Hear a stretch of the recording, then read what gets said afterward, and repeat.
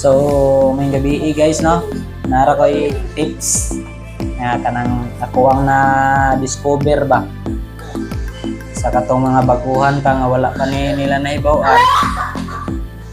Pwede ra ninyo buhaton kung in case nga kanang ang inyong mga content is bawal sa mga underage bitaw na o na siya limit nga pwede maka-follow sa inyong page. Dili pwede sa mga bata o sa mga underage.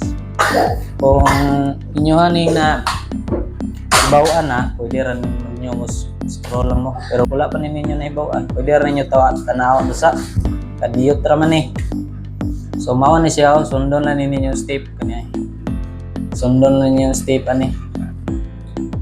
Kaungan ninyo na makuan ra siya, automatic ra siya dai ka pasunod ninyo dito mahuman ang step nga ihatag sa Facebook. Ano siya, sundon lang na ninyo. So kung kaning video ha nakatabang na sa inyo ha, liog na lang sa tukog, i-slip dia sa follow button. Nya, liog na lang sa tukog support.